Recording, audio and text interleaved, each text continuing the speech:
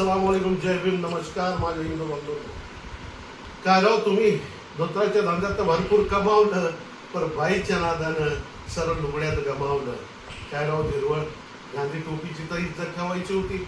असो मित्रांनो, महाराष्ट्रात तुम्ही पाहताय सध्या सावळा गोंधळ चालू आहे. रोज आपण पाहतोय एक एक नवीन नवीन नवीन नवीन 8-10 दिवसापासून आपल्या समोर रोज अशी व्हिडिओ नग्न व्हिडिओ समोर दाखवले जात आहेत आणि आपण सारखे त्याच्यावरच चर्चा करतो. पण नेमकी चर्चा व्हायला हवी बेरोजगारीवर, वाढत्या महागाईवर. कारण सध्या युद्धाच्या परिस्थितीमुळे LPGचा तुटवडा आहे, गॅसचा तुटवडा आहे, डिझेल पेट्रोलचा तुटवडा आहे. मित्रांनो, ह्या विषयांना बगल दिली जाते. त्याच्यावर चर्चा होऊ नये म्हणून हे असले व्हिडिओ आणले जातात. असं ऐकण्यात आलंय हा झिरवळांचा व्हिडिओ तर 7 महिन्या अगोदर रेकॉर्ड झालेला आहे. 7 महिन्या अगोदर हे शूट झालेलं आहे, तरी त्याला नेमकं आत्ताच का रिलीज करण्यात आलं?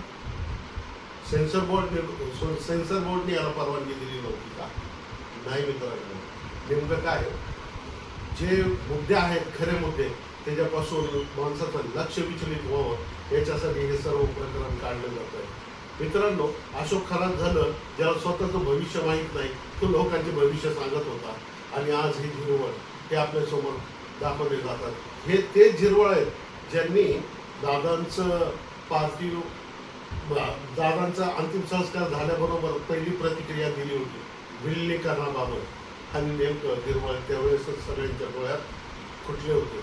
मित्रांनो, जे अजितदादाशी प्रामाणिक होते, जे विलिनीकरणाकडे ज्यांचं विलिनीकरणाला सहमती आहे, अशा लोकांना टार्गेट केलं जातं. याच्या अगोदरही झिरवळांची विकेट गेली असती, पण विकेट जाता जाता वाचली.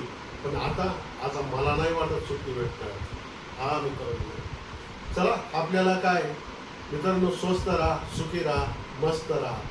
चला येतो. जय हिंद, जय महाराष्ट्र, अस्सलाम वालेकुम, जय शिवराय.